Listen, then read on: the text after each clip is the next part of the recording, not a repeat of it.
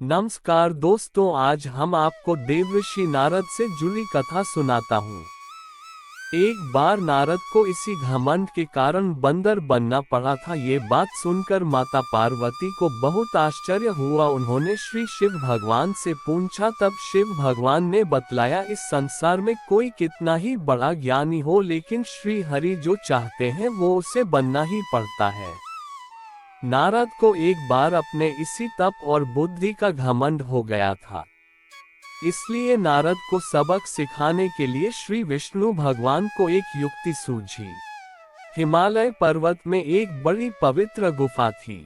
उस गुफा के निकट ही गंगा जी बहती थी। वह परम पवित्र गुफा नारद जी को अत्यंत सुहावनी लगी। वहां पर के पर्वत, नदी और वन को देखकर उनके हृदय में श्री हरि विष्णु की भक्ति अत्यंत बलवती हो उठी और वे वहीं बैठकर तपस्या में लीन हो गए।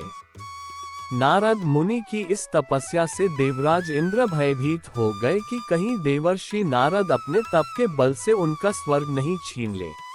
इंद्र ने नारद की तपस्या भंग करने के लिए कामदेव को उनके पास भेज दिया। वहां पहुंचकर कामदेव ने अपनी माया से वसंत ऋतु को उत्पन्न कर दिया। पेड़ और पत्ते पर रंग बिरंगे फूल खिल गए, कोयलें कूकने लगी और भौरे गुंजार करने लगे। कामाग्नि को भड़काने वाली शीतल मन सुगंध सुहावनी हवा चलने लगी। कामदेव की किसी प्रकार की माया का नारद मुनि पर कुछ भी प्रभाव नहीं पड़ा। तब कामदेव को डर सताने लगा कि कहीं नारद मुझे शाप न दे दे। इसलिए उन्होंने श्री नारद से क्षमा मांगी। नारद मुनि को थोड़ा भी क्रोध नहीं आया और उन्होंने कामदेव को क्षमा कर दिया। कामदेव वापस अपने लोक में चले गए। भगवान शिव समझ गए कि नारद को अहंकार हो गया है। शंकर जी ने सोचा कि यदि इनके अहंकार की बात विष्णु जी जान गए तो नारद के लिए अच्छा नहीं होगा। इसलिए उन्होंने नारद से कहा कि तुमने जो बात मुझे बताई है उससे भगवान विष्णु को मत बताना।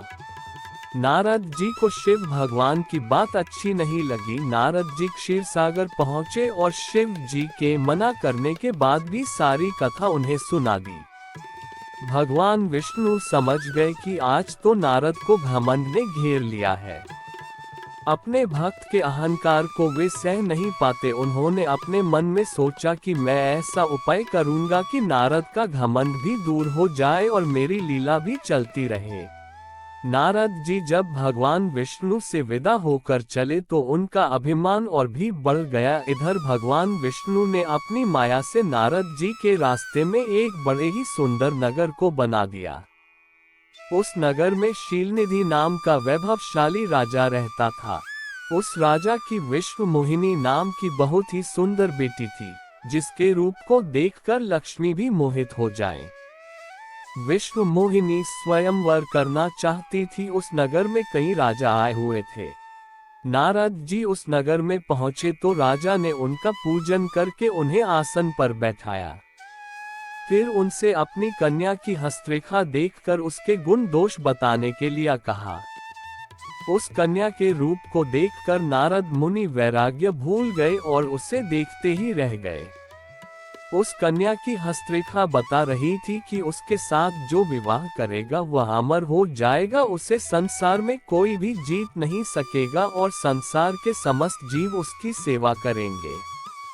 ये बात नारद मुनि ने राजा को नहीं बताई। जब नारद जी ने सोचा कि कुछ ऐसा उपाय करना चाहिए कि यह कन्या मुझसे ही विवाह करे, ऐसा सोचकर नारद जी को भगवान विष्णु की याद आई और भगवान विष्णु उनके सामने प्रकट हो गए। नारद जी ने उन्हें सारी बात बताई और कहने लगे, हे नाथ, आप मुझे अपना सुंदर रूप दे दो ताकि मैं उस कन्या से विवाह कर सकूं।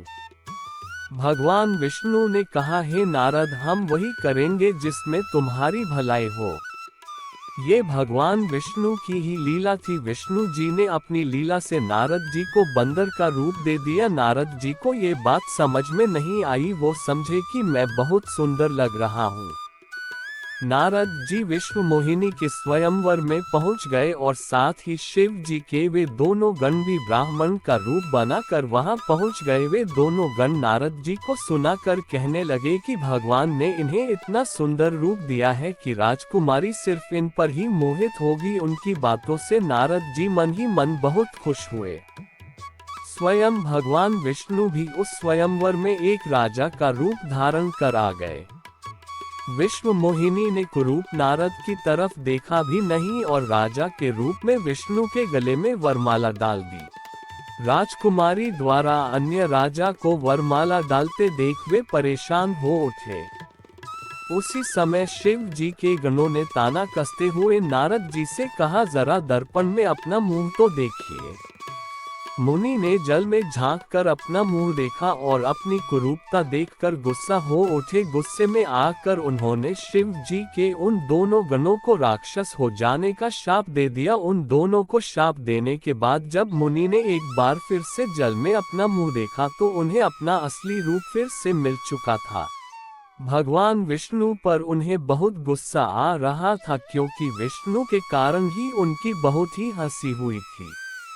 वे उसी समय विष्णु जी से मिलने के लिए चल पड़े। रास्ते में ही उनकी मुलाकात विष्णु जी जिनके साथ लक्ष्मी जी और विश्व मोहिनी भी थी। भगवान विष्णु को देखते ही नारद जी ने कहा, आप दूसरों की खुशियां देख ही नहीं सकते।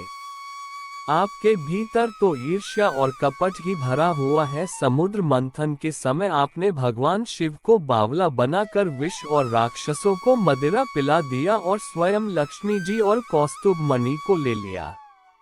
आप बड़े धोखेबाज और मतलबी हो, हमेशा कपट का व्यवहार करते हो। हमारे साथ जो किया है उसका फल जरूर मिलेगा। आपने मनुष्य रूप धारण करके विश्व मोहिनी को प्राप्त किया है, इसलिए मैं आपको शाप देता हूँ कि आपको मनुष्य जन्म लेना पड़ेगा। आपने हमें स्त्री से दूर किया है, इसलिए आपको भी स्त्री से दूरी का दुख सहना पड़ेगा। और आपने मुझको बंदर का रूप दिया, इसलिए आपको बंदरों से ही मदद लेना पड़े। नारद के शाप को भगवान विष्णु ने पूरी तरह स्वीकार कर लिया और उन पर से अपनी माया को हटा लिया।